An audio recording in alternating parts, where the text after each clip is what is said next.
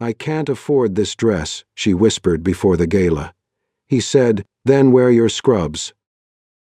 Maya Collins saved his life before she knew he had a name worth printing on buildings. By 8:43 on a Friday night, the emergency room at Street Bridget's Medical Center had already chewed through every gentle part of her. She was 11 hours into a 12-hour shift, her messy bun held together by a pen she had stolen from radiology, her teal scrubs marked with coffee near the pocket, and a small streak of blood near the hip from a patient who had apologized while bleeding on her. She had not eaten dinner. Unless half a granola bar in her scrub pocket counted as dinner, which, according to most ER nurses, it did. "Maya," Tessa Ramirez called from the nurse's station, "you look like you lost a fight with a vending machine." Maya did not look up from the chart she was finishing. The vending machine started it. Then the ambulance bay doors burst open. The paramedics rolled in an older man on a stretcher, gray-faced, sweating, his chest rising in shallow, uneven bursts. Behind them came a cluster of panicked people in suits, all speaking at once, all holding phones, all radiating the helplessness of people used to being obeyed by rooms. 68-year-old male, the paramedic reported. Syncope at a medical conference downtown, irregular rhythm, hypotensive en route, complaining of dizziness before he went down. Maya moved before anyone finished explaining how important the man was. To her, he was not important yet. He was a patient. That was enough. She helped transfer him, attached leads, checked his pulse, called out vitals, and ignored the expensive watch on his wrist that probably cost more than her car. A man in a charcoal suit kept trying to answer questions on the patient's behalf until Maya looked at him once and said, "Unless you're his heart, I need you to step back." Tessa coughed to hide a laugh. The monitor told the truth faster than any of the suits did. The rhythm was wrong. Dangerously wrong. Maya's focus narrowed to the patient's breathing, the monitor, the doctor's orders, the small signs that separated a bad night from a death certificate. She caught the subtle change before the room did the drop-in pressure, the worsening pallor, the way his eyes rolled slightly as his body began to lose the argument. "Get cardiology now," she said, "and prep for synchronized cardioversion if he keeps dropping." The ER physician, Dr. Patel, glanced at the monitor and nodded. The room snapped into motion. Maya's voice stayed calm, clipped, steady enough for everyone else to borrow from it. The man's shirt had to be cut away. It was a beautiful white shirt. Maya ruined it without hesitation. 20 minutes later, the rhythm stabilized. 40 minutes later, the man was breathing easier, pale but awake, with oxygen beneath his nose and a blanket pulled over his chest. His eyes found Maya. "What's your name?" he asked, voice rough. "Maya Collins." He looked down at the remains of his shirt, then back at her. "If you're planning to complain about the shirt," she said, adjusting his IV line, "I've heard that speech before, usually from men who were very attached to buttons." A weak laugh escaped him. It startled the suits. It pleased Maya more than she expected. "No complaint," he murmured. "I was never that fond of buttons." Only later did she learn he was Robert Hale, retired cardiac surgeon, founder of the Hale Medical Foundation, and father of Julian Hale, the man whose name appeared on hospital wings, research grants, and scholarship plaques across the city. A few days later, the invitation arrived at Street Bridget's in an envelope so expensive it looked like it had health insurance. Gold stamped. Cream paper. Her full name spelled correctly, which felt like a trap. The Hale Medical Foundation was inviting her to its annual gala to honor healthcare heroes whose courage and professionalism had changed lives. Maya read the sentence twice in the break room. Tessa leaned over her shoulder. "Healthcare hero," Tessa said. "Does that come with a cape or just more charting?" Maya turned the card. At the bottom, in elegant black script, were 3 words that made her stomach drop. "Black tie formal." Tessa whistled. "That means you need a dress that did not come from Target clearance." "My best dress is from Target clearance." "I know. I borrowed it for my cousin's baptism and it judged me." At first, Maya laughed. Then she went home and did the math. Dress rental, shoes, hair, makeup, Uber because parking downtown would be ridiculous. Lost wages if she had to switch a shift. The total climbed fast, quietly, cruelly, almost the same as her mother's respiratory medication for the month. Diane Collins sat at the kitchen table with her oxygen tubing resting against one cheek, pretending not to watch Maya stare at the invitation. "What's that?"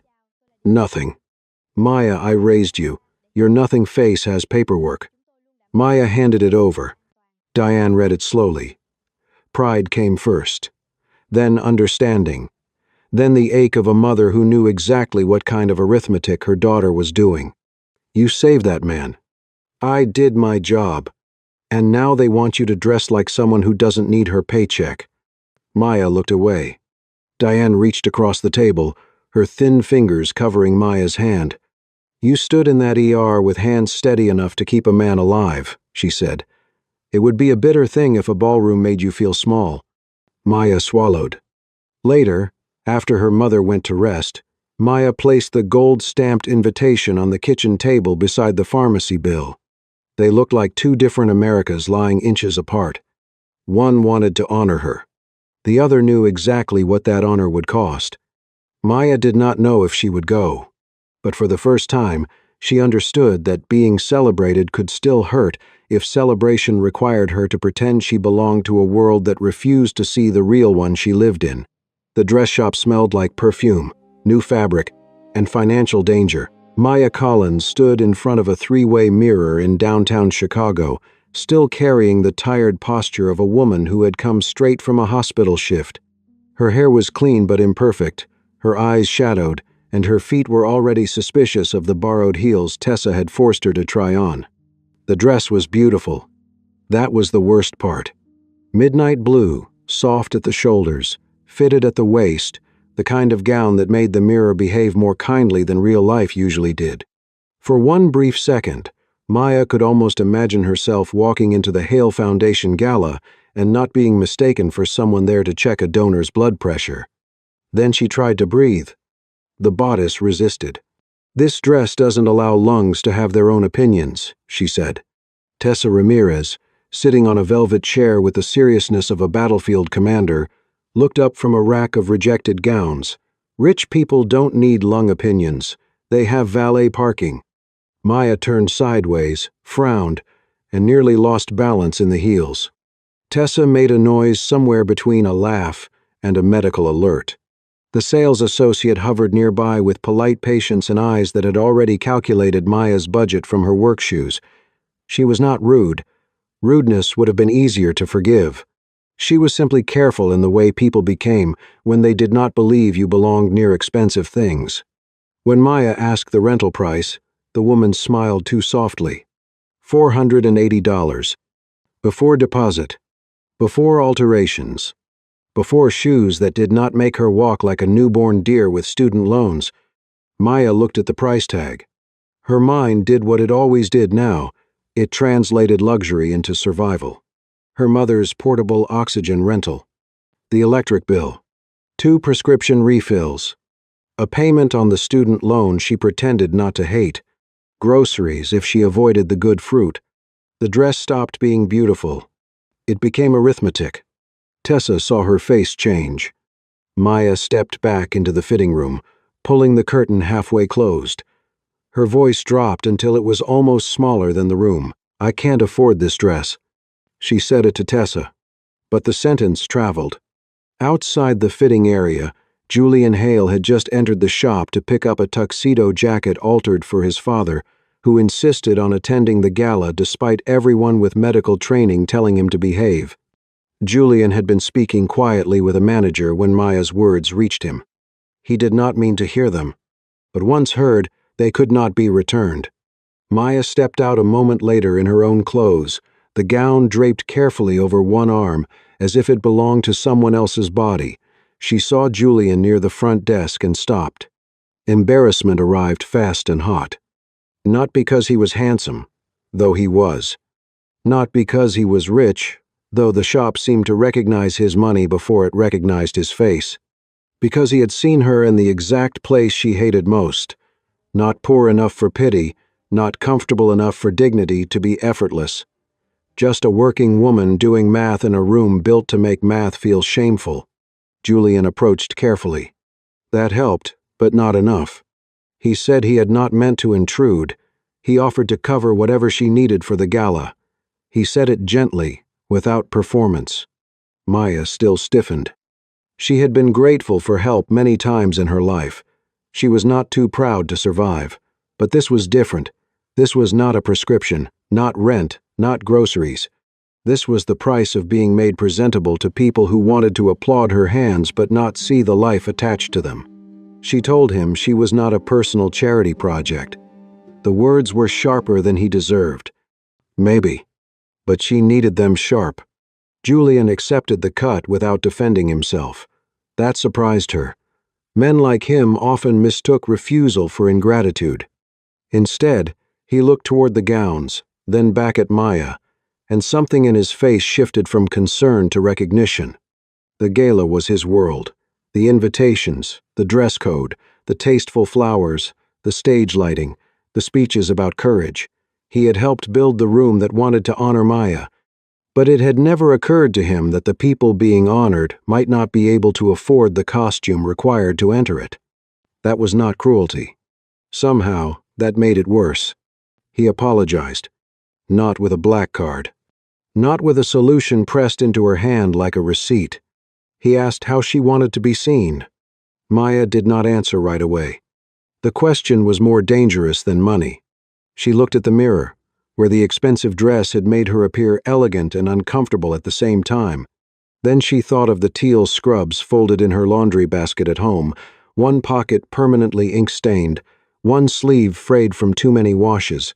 Scrubs she had worn while pushing meds, holding hands, cleaning blood, arguing with insurance, and standing beside people when fear stripped them of pride. She said she did not want to wear borrowed silk so donors could feel better about calling her a hero. She also did not want to walk in wearing scrubs just to become a visual stunt. The brave little nurse in uniform served between dessert and the silent auction. Julian listened. Really listened. Then he said the thing that made the air change. If those scrubs are what you wore when you saved my father, they are not less formal than a gown.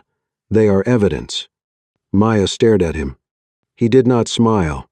He did not soften the statement into flattery. Then quietly he added, "Then wear your scrubs." For a second, Maya thought he was joking. Tessa stopped pretending not to listen. Julian went on. If the gala truly meant to honor nurses, the room had to survive the sight of a real one. Not a polished symbol, not a donor-friendly version. A professional woman dressed in the clothes she wore while doing the work everyone claimed to admire. Maya's throat tightened. Fear was still there. Of course it was. Fear did not vanish because a handsome CEO said one decent sentence in a dress shop. She could already imagine the stares, the whispers, the social media captions, the way people might praise her authenticity while treating her like part of the decor. Tessa broke the tension by leaning back in her velvet chair. If you wear scrubs, please pick the ones without the coffee stain shaped like Ohio. Maya laughed despite herself. It came out small, but real. Julian promised he would not turn her into a publicity stunt. He would change the dress code to read, "Formal or professional uniform welcome." He would make sure no one could claim she had broken the rules by arriving as herself. Maya did not fully trust him. Trust was not something a rich man earned by noticing one problem after his foundation created it. But when she left the shop, she stood a little straighter. Not because a CEO had rescued her from an expensive dress, because, for the first time, someone from that glittering world had said she did not need to change her shape to deserve respect. The ballroom was built to make ordinary people feel like mistakes. That was Maya Collins's first thought when she stepped out of the elevator and saw the chandeliers, the marble floors, the tall gold doors, and the women in gowns that moved like water under the light. Her second thought was that her shoes were cleaner than half the soles in the room. She had scrubbed them herself over the sink that afternoon until the white leather looked almost new. Her teal scrubs were freshly washed, pressed as well as scrubs could be pressed, and carefully chosen for having no stains shaped like Ohio, Texas, or any other state Tessa had forbidden. Her hair was pinned into a neat bun. Her badge was clipped to her pocket. On her chest, just above her name, sat a tiny enamel pin shaped like lungs. Diane had given it to her that morning from the couch, oxygen tubing resting against her cheek. "It's classy," her mother had said. "Nothing says formal like respiratory anatomy." Now, as Maya stood outside the ballroom, her phone buzzed. A text from Diane. "Stand straight. Scrubs wrinkle less than rich people's manners." Maya almost laughed. Almost. Then the doors opened. Every head did not turn at once. That would have been too theatrical, and rich people preferred judgment delivered in smaller, quieter doses. But eyes found her gradually. A woman near the champagne table paused mid-sip. A man in a tuxedo glanced at her badge before looking away too quickly. Two younger donors whispered behind their programs. Maya felt each stare land on the fabric of her scrubs. Not on her face. Not on her hands. On the uniform. A staff member approached with a polite smile and asked if she was with the medical team for the event. Before Maya could answer, another guest tried to hand her a coat. For one dangerous second, she wanted to disappear. She imagined walking back to the elevator, texting Tessa that the whole thing had been a terrible idea, and going home to eat toast over the sink like a normal exhausted nurse with dignity intact. Then she touched the lung pin. She stood straighter. Julian saw her from across the lobby. He was in a tuxedo, surrounded by donors, one hand around a glass he had not drunk from. The moment he noticed her, his attention changed, not dramatically. He did not abandon conversation like a man in a romance movie running through an airport. He simply excused himself with enough grace that no one could object and crossed the lobby toward her. Maya braced for the usual compliment. Beautiful, stunning, brave. Words people used when they did not know what to say but wanted credit for saying something. Julian stopped in front of her. For a moment, his eyes moved over the scrubs, the badge, the pin, the white shoes, then back to her face. "You look exactly like the person who saved my father," he said. Maya's throat tightened before she could defend herself from it. That one sentence reached a place a gown never could have. "Careful," she said. That almost sounded sincere. It was. Dangerous habit at a gala. He offered his arm, not as if she needed escorting, but as if he was asking permission to walk beside her. Maya took it. Inside the ballroom, the air smelled like roses, expensive perfume, and money trying to become virtue. Giant screens displayed the foundation logo. At every table sat people who could fund a clinic with one check and still debate the tax implications over dessert. Maya leaned slightly toward Julian. "I have never heard this many people say impact without physically touching anyone." Julian turned his head just enough to hide a smile. "I was hoping you wouldn't notice. I work ER. I notice when a man says transformational and means we named a hallway." This time, he did laugh under his breath. Across the room, Robert Hale stood slowly from his table, ignoring the aide who clearly wanted him to remain seated. He leaned on a cane, thinner than he had been in the ER, but sharp-eyed and very much alive. He opened his arms carefully. Maya stepped into the hug, gentle enough not to disturb whatever doctors had told him not to disturb. Robert looked down at her scrubs. "Better than the shirt you cut off me." "I'm still not apologizing." The shirt was losing to the monitor. Robert's laugh was rough but real. For a few minutes, with Julian on one side and Robert on the other, Maya almost forgot the stares. Almost. Then Evelyn Porter arrived with a clipboard, a headset, and the strained smile of a woman watching her perfect media layout catch fire. Evelyn was polite, too polite. She complimented Maya's powerful choice of attire, then glanced toward the photographer, the stage lighting, the step-and-repeat backdrop. Maya could see the calculations forming behind her eyes. Scrubs were not part of the visual plan. Scrubs could be moving, yes, but only if properly framed, properly captioned, properly controlled. Grant Whitaker reached them before Evelyn could say more. He was a major donor, silver-haired, smooth, and smiling in the way people smiled when they believed themselves generous. "So authentic," he said, looking at Maya's uniform with approval that felt like a pat on the head. "This is exactly the kind of real hero moment people need to see." Maya's spine tightened. Grant gestured toward the backdrop and suggested a photo. Maybe with the foundation logo behind her. Maybe holding her stethoscope. Something candid-looking but meaningful. There it was. The shift. One moment her scrubs had been proof. The next, they were becoming a prop. Julian felt it too. She saw him begin to step forward, anger flashing beneath the polish. But he stopped. Not because he did not care. Because Maya did not need him to answer for her.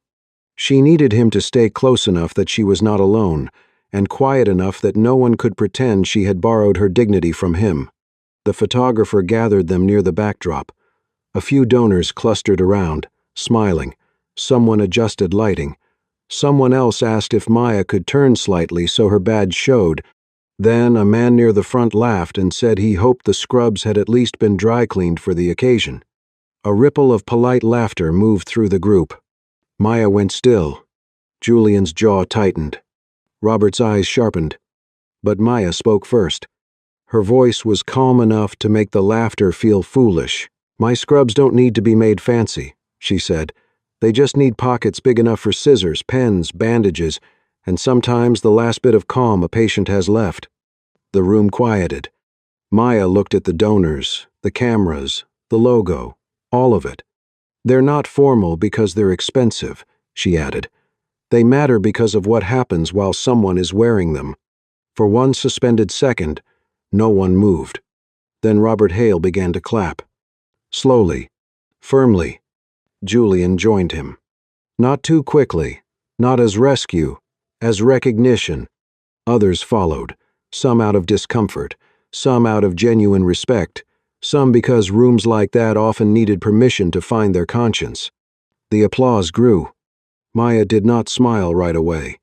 She stood in the middle of the ballroom, in teal scrubs and white shoes, her mother's lung pin shining under the gala lights, and for the first time that night, she no longer wanted to vanish. But as the warmth of the applause surrounded her, she understood something dangerous too. Admiration could feel beautiful in the moment.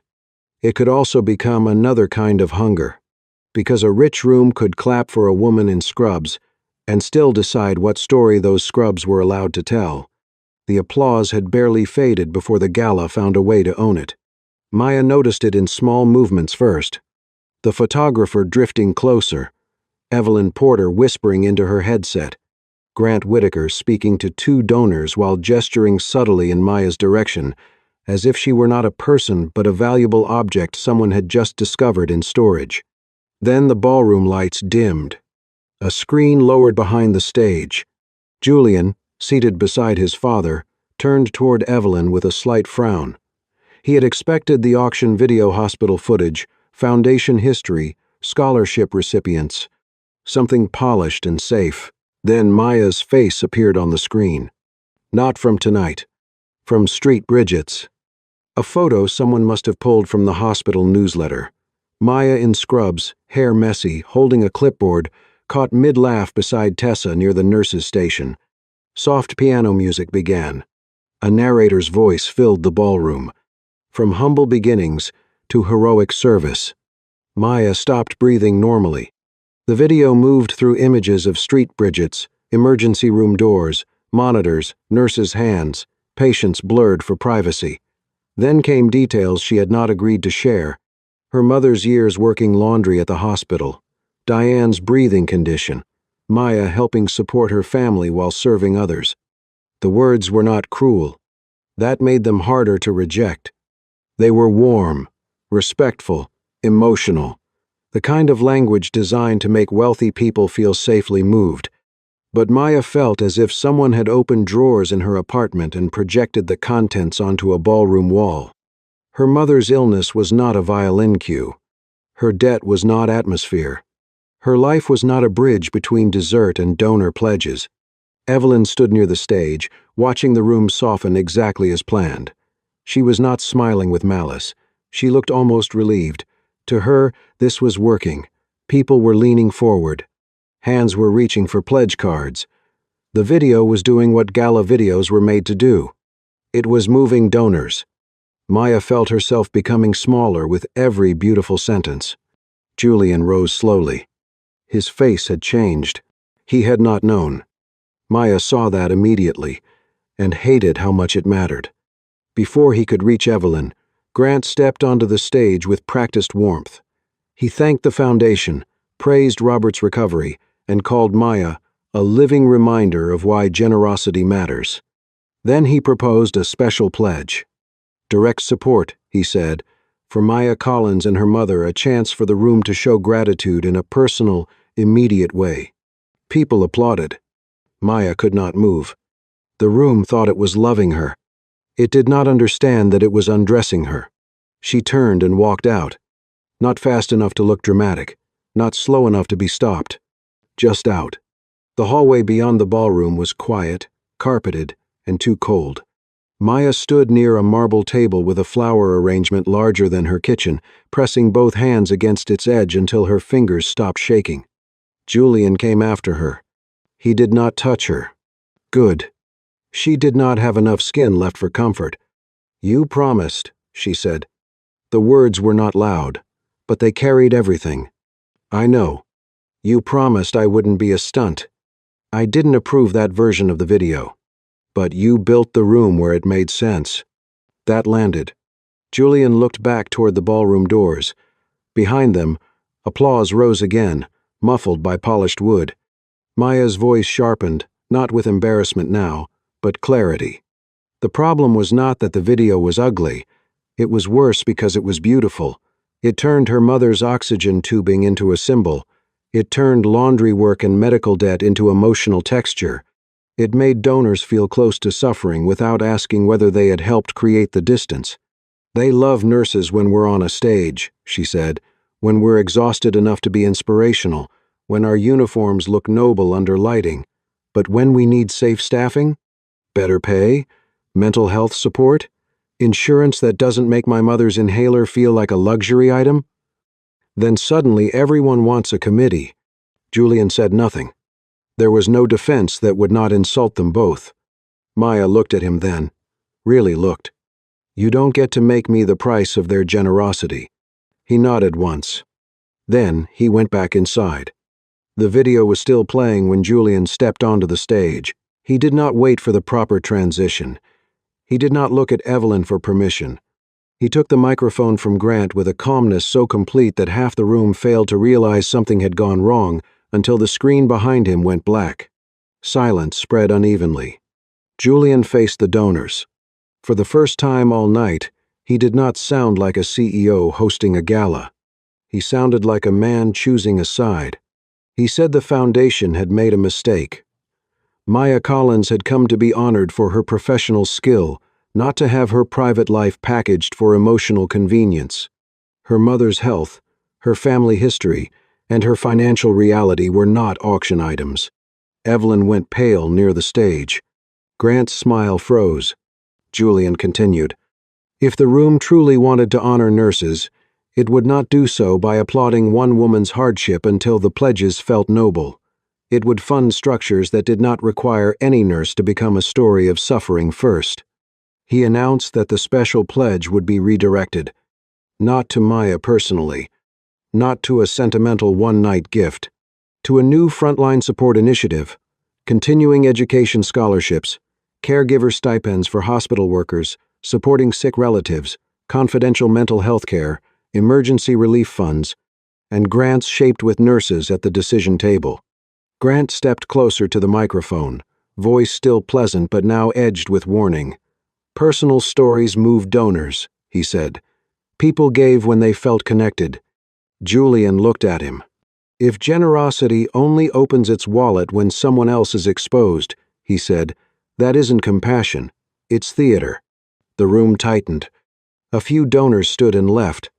Their chairs scraping back sounded louder than applause. Evelyn watched the exit with visible panic. Years of planning, relationships, and pledges were walking toward the doors in formal wear. Then Robert Hale stood, slowly, with his cane in one hand and the stubborn pride of a man who had once taught surgical residents not to confuse confidence with competence. He looked across the ballroom. "I was not saved by an inspiring story," Robert said. "I was saved by a professional nurse doing excellent work. If that is not enough reason to give, perhaps you came tonight for the wrong reason." No one spoke. Then Tessa, from a side table Maya had not even known she had reached, began clapping. Robert followed. Then others. Not everyone. That mattered. Some faces remained cold. Some pledge cards stayed folded. Some money had already left the room and would not come back. But the applause that remained sounded different. Less hungry. More awake. In the hallway, Maya heard it through the doors. She did not feel rescued. That would have been too simple. She felt seen in a way that cost something. When Julian came out later, his expression told her enough. The foundation had lost money tonight. Evelyn was furious. Grant was gone. Tomorrow would be ugly. Maya looked at him differently. Not because he had defended her in a room full of powerful people, but because, for once, a powerful man had chosen her dignity over a successful evening and had not pretended the choice was free. By Monday morning, Maya Collins had become a headline people could argue over without knowing her. Some called her the nurse in scrubs who stole the gala. Others said Julian Hale had embarrassed his own foundation by turning a polished fundraiser into a lecture. A morning host praised Maya's authentic courage with the same tone people used for rescue dogs. One donor posted that charity should inspire gratitude, not guilt. Grant Whitaker withdrew his pledge before lunch. By Tuesday, Evelyn Porter was in Julian's office, with financial projections, donor emails, and the exhausted expression of a woman watching millions of dollars evaporate because someone had discovered ethics under stage lighting. If the major pledge stayed gone, she warned, the foundation might lose next year's scholarship expansion. Smaller hospitals waiting on equipment grants would be delayed. Julian's decision had protected Maya from public exploitation, but the cost would not remain poetic. It would become numbers, people, programs. Julian knew that. It was the part of doing the right thing that no speech made beautiful.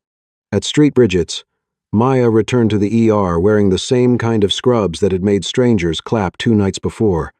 Nobody clapped now. A man in room 4 was vomiting into a basin. A child in triage had stuck a sticker to the pulse oximeter. The printer at the nurse's station jammed 3 times, then made a noise that suggested it had chosen death. Tessa saluted her with a cafeteria coffee. Cinderella in compression socks has returned. Maya took the cup and sniffed it. This smells like a lawsuit. It's the good batch. There's a good batch? No, but morale requires fiction. For a few minutes, it was almost funny. Then life resumed its usual shape. Her mother needed a refill. The rent notice sat on the kitchen counter. Maya's student loan payment was due. Fame had not paid a single bill. Applause had not covered a shift. Nobody from the gala was present when she cleaned blood from a stretcher rail at 3 a.m., or argued with a supply closet that had run out of medium gloves again. Julian called once, then texted. Then, with the caution of a man learning boundaries in real time, asked whether he could help privately with Diane's medication or Maya's rent. Maya stared at the message longer than she wanted to admit. She was tired enough to be tempted. That frightened her. At home, Diane saw the look on her face before Maya said anything. Her mother sat at the kitchen table with her oxygen machine humming softly beside her, folding napkins they did not need folded. Diane listened, then reminded Maya that dignity did not mean refusing every hand extended toward her. Pride could become another kind of cage if a person mistook suffering alone for strength. Maya knew that. But she also knew the danger of becoming an exception. She did not want her mother's breathing to improve because the CEO liked her. She did not want her life quietly repaired while Tessa kept picking up extra shifts, while respiratory techs skipped meals, while nurses with sick parents smiled at posters about resilience in break rooms without working microwaves. If help came, It had to come through a door other people could walk through too. Julian seemed to understand before she fully explained. He came to Street Bridget's the following week without flowers, cameras, or a speech. He asked to meet hospital leadership and, more importantly, staff who usually only saw donors in framed photos. At first, the room was suspicious. Nurses had been studied before, surveyed, thanked, photographed, asked to share frontline insight by people who later funded another shiny machine with a plaque and no budget for the exhausted human required to operate it. Julian listened anyway. He heard about retention bonuses that never came, continuing education nurses could not afford, staff caring for sick parents without paid support, mental health programs outsourced to apps nobody used, shift coverage so thin that calling in sick felt like betraying coworkers. He learned the Hale Foundation had been excellent at funding visible generosity.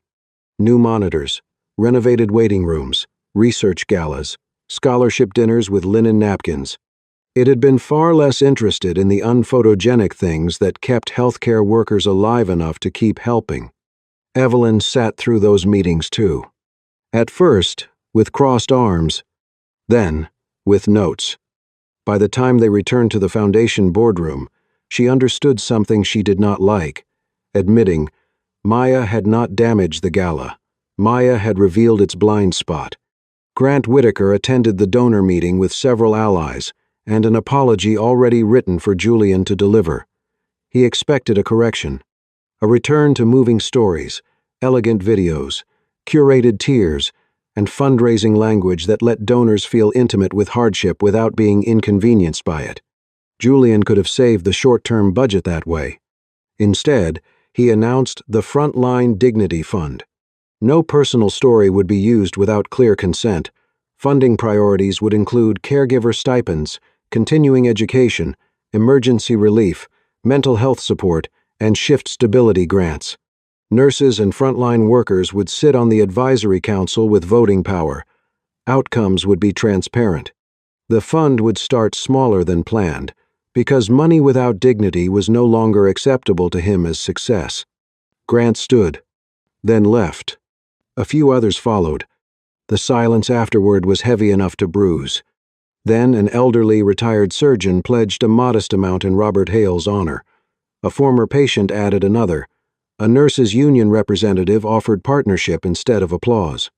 Smaller donors stepped forward, not as many, not as grand, but with fewer conditions attached to their compassion. The fund survived. Not beautifully. Honestly. That evening, Julian met Maya outside Street Bridget's, near the ambulance bay where the air smelled like rain and disinfectant. He did not say he had done it for her. She would have hated that. He said she had made him see something he should have seen long before she walked into his gala in scrubs. Maya looked at him for a while, tired eyes, unreadable. She still did not say yes to dinner. Not yet. She needed to know whether he could keep doing the right thing when she was not in the room to remind him. Julian nodded. That's a fair standard. Maya's mouth curved. That standard is lower than ER coffee, she said, but it's a start. By spring, the Frontline Dignity Fund had stopped being an apology and started becoming paperwork. That was how Maya knew it might actually matter. Real change did not arrive with violins. It arrived in application forms, committee meetings, eligibility requirements, arguments over budget language, and nurses asking whether the program would still exist after the cameras left. So far, it did. It was smaller than the original Gala plan, less glamorous, less useful for magazine spreads, but it was real. 2 ER nurses received scholarships for nurse practitioner programs. A respiratory therapist caring for her disabled father qualified for a caregiver stipend. Street Bridget's began a COPD support pilot for families of hospital employees, not because Diane Collins was special, but because too many families like hers had been surviving quietly in the margins. Diane applied. She was approved. Maya read the letter 3 times, searching for Julian's fingerprints. There were none. The approval came through the same process as everyone else's, documented, ordinary, fair. Somehow, That made it feel more miraculous than a private check ever could have. Maya also applied for an advanced clinical certification. She was accepted because of her record, her recommendations, and the fact that half the ER would have rioted if anyone questioned her competence. Tessa celebrated by taping a paper crown to Maya's locker that read, "Cinderella in compression socks, RN, future menace." At the Hale Foundation, Evelyn Porter stayed. She did not become soft overnight. Maya respected that. Softness was not the same as growth. Evelyn still cared about donors, budgets, and whether every public statement had been approved by legal. But the stories changed. There were fewer tears edited over piano music, more consent forms, more numbers that mattered, more frontline workers speaking for themselves instead of being narrated into inspiration. Julian changed too, though not in a way designed for headlines. He showed up less on stages and more in rooms where no one clapped. He listened longer, interrupted less. Learned that dignity, once made a policy word, required constant defense from people who wanted it simplified. When he finally asked Maya to dinner, it was not at a Michelin-starred restaurant or a foundation event with floral centerpieces. It was a diner 3 blocks from Street Bridget's, the kind with sticky menus, tired booths, and pancakes served all day. Maya arrived straight from shift, still in scrubs. This time, she did not wear them to make a point. She wore them because they were what she had on after 12 hours of work, 2 difficult patients, 1 printer jam, and a vending machine that had stolen Tessa's last dollar with criminal confidence. Julian was already waiting in a booth. No suit. A gray sweater, dark jeans, hair slightly less controlled than usual. Maya stopped beside the table and studied him. "You look almost unemployed." "I was aiming for approachable." "Careful. That's how diners get suspicious." He stood, then seemed unsure whether to hug her, shake her hand, or formally acknowledge the pancakes. Maya slid into the booth before he could injure the moment. When the waitress arrived, Julian examined the menu with the concentration of a man reading a merger agreement. He asked whether the pancakes had any seasonal sourcing. Maya lowered her coffee cup. "If you make pancakes nervous, I'm leaving." The waitress stared at him. Julian closed the menu. "Regular pancakes, please." "Excellent recovery," Maya said. Over dinner, he did not call her brave. He did not call her a hero. He asked about her certification program, Diane's breathing, Tessa's ongoing war with the vending machine. He spoke about the fund without trying to make it sound larger than it was. Then, carefully, he asked whether this could be a real date. No gala, no donors, no spotlight, no room full of people requiring her to defend her own dignity before dessert. Maya looked at him across the table. "Yes," she said, "but if you ever call me a healthcare hero during a date, I will pour syrup on your shoes." Julian nodded solemnly. "That seems proportionate." After dinner, Maya stopped by her mother's apartment before heading home. Diane was on the couch with a blanket over her knees and a game show glowing on low volume. "So," Diane asked, "what did you wear on your first real date?" Maya looked down at her scrubs. For once, she did not see stains that might happen, pockets full of chaos, or fabric the world had taught her to undervalue. She smiled. "Something I'm proud of." Later, Julian waited beneath the diner's warm neon sign, hands in his sweater pockets, not trying to pull Maya into his world, only meeting her in hers. Their love had not begun when he told her to wear her scrubs. It began when he understood her dignity was never his to give. It only needed him to stop standing in rooms that allowed other people to take it away. Sometimes dignity is not loud. It is a woman walking into a room in the clothes she works in. It is a mother reminding her daughter to stand straight. It is a man with power, learning that respect is not something he gives to others like charity. It is something he must stop the world from taking away. Maya did not need a gown to become worthy. She had already proven who she was under fluorescent ER lights, with tired hands, steady breath, and pockets full of tools no ballroom could understand. And Julian did not win her heart by buying her a dress. He began to earn her trust when he made room for her to arrive as herself. So tell me, would you have worn the scrubs? Would you have stood up in that ballroom? And have you ever been made to feel small in a place that should have honored you? This is Soul-Stirring Stories.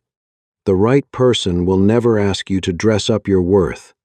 They will stand beside you until the world learns to see it.